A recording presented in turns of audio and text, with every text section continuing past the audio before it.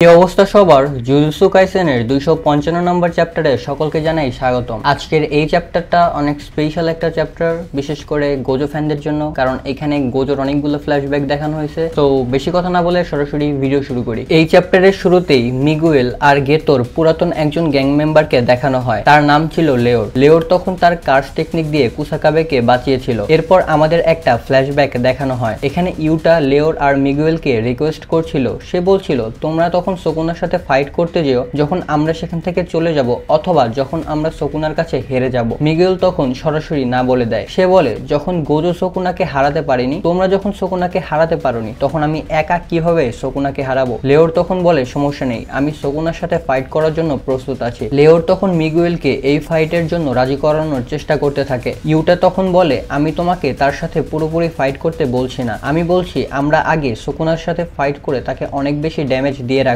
আর তুমি শুধুমাত্র সেখানে গিয়ে ফাইনাল স্ট্রাইক করে শকুনাকে হারিয়ে দিবে। ইউটা তখন বলে, তুমি যদি এখন শকুনার সাথে ফাইট না করো, তাহলে তোমাকে শকুনার সাথে ফাইট করতে হবে যখন শকুনা টেনজেনের সাথে মার্জ হয়ে যাবে, আর তখন তার সাথে ফাইট করা এখনকার চেয়ে আরো অনেক বেশি কঠিন হয়ে যাবে। তাই আমাদের উচিত এখন শকুনার সাথে ফাইট করা, কারণ সে এখন হিউম্যান ফর্মে আছে, আর যদি সে টেনজেনের সাথে মার্জ হয়ে যায় তাহলে সে গডজিলা ফর্মে চলে যাবে। মিগুয়েল তখন কিছুটা চিন্তা করে আর আবারও সে এই ফাইট করতে না বলে দেয়। সে বলে, আমি এই ফাইটে যেতে পারবো না। আর সে বলে, তোমরা জাপানি মানুষরা কেন এত বেশি আশা করো যে কালো মানুষরা সবকিছুই করতে পারবে? মিগুয়েল বলে, আমার একটা রিকোয়েস্ট আছে, যদি তুমি এটা পূরণ করতে পারো তাহলে আমি অবশ্যই শকুনার সাথে ফাইট করব। সে বলে, তুমি গোজো সাতারুকে ডাকো আর তাকে আমার পায়ের নিচে আসতে বলো। সে যদি আমার পায়ের নিচে আসে তাহলে আমি অবশ্যই শকুনার সাথে ফাইট করব। এরপর লেওর আর মিগুয়েল আলাদাভাবে কথা বলতে যায়। লেওর তখন বলে, আমি গেতোকে অনেক বেশি সম্মান করি, আর সে আমার জন্য যত কিছু করেছে আমি সেই সবকিছুকে শোধ করতে চাই। তাই আমাদের গোজোকে বাঁচাতে হবে,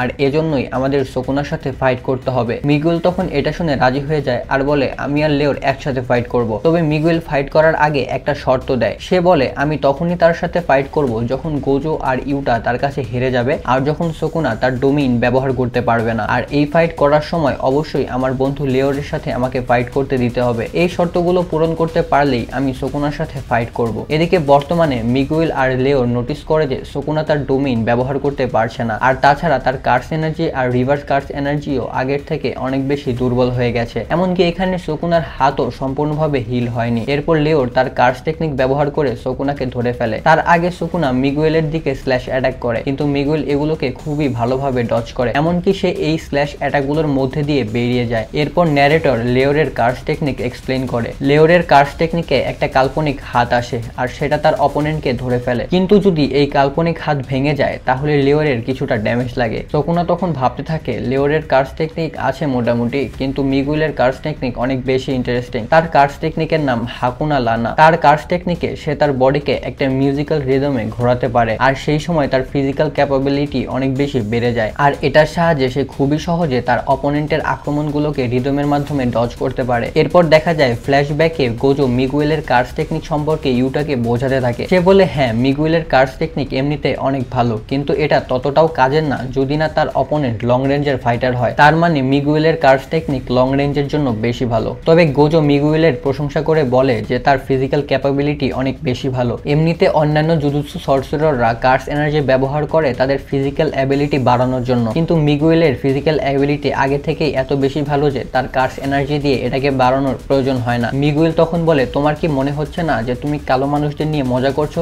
যে তাদের ফিজিক্যাল অ্যাবিলিটি এমনি বেশি ভালো হয়? ব্যাপারটা আসলে এরকম না, আমি এমন অনেক কালো মানুষদের জানি যাদের ফিজিক্যাল অ্যাবিলিটি ভালো না। গোজো তখন বলে, আমাকে মাফ করে দাও, আমি শুধুমাত্র তোমার কার্স এনার্জি এক্সপ্লেইন করছিলাম। এদিকে বর্তমান ফাইটে মিগুয়েল শকুনার সাথে হ্যান্ড টু হ্যান্ড ফাইট করা শুরু করে। এখানে সে শকুনা দুটো হাত ধরে ফেলে। এরপর সে শকুনাকে অনেক জোরে একটা পাঞ্চ করে। তখনই উপর থেকে ইউজি সরাসরি শকুনার উপর আক্রমণ করে। এখানে ন্যারেটর আবারও বলে, যখন শকুনা ক্লিভ আর ডিসমেন্টাল স্ল্যাশ করে তখন তার একটা হ্যান্ড সাইন বানাতে হয়, কিন্তু যখন গোজো শকুনার একটা হাত নষ্ট করে দিয়েছিল তখন শকুনা একটা বাইন্ডিং বো করেছিল, যার কারণে শকুনা কোনো ধরনের হ্যান্ড সাইন ছাড়াই ওয়ার্ল্ড কাটিং স্ল্যাশ অ্যাটাক করতে পারে, আর এটার সাহায্যেই সে গোজোকে মেরে ফেলেছিল। আর শকুনা যখন তার অরিজিনাল ফর্মে আসে তখন তার দুই হাতকে ব্যবহার করতে হয় ওয়ার্ল্ড কাটিং স্ল্যাশের জন্য, এমনকি তাকে একটা নির্দিষ্ট ডাইরেকশনও বলে দিতে হয়। এরপর দেখা যায় সেখানে মাকিও চলে আসে, আর সে এসেই শকুনার বাম পাশে দুটো হাতকেই কেটে ফেলে। এসব দেখে শকুনা অনেক বেশি অবাক হয়ে যায়। সে বুঝতে পারছিল না মাকি এত দ্রুত কিভাবে রিকভার করলো, মানে জাস্ট কিছুক্ষণ আগেই তো সে মাকির উপর ব্ল্যাক ফ্ল্যাশ অ্যাটাক করেছে। এরপর ইউজি ইউজি এখানে অনেক ভালো একটা সুযোগ পায়। সে বুঝতে পারে সুকুনা এখন সমস্যার মধ্যে আছে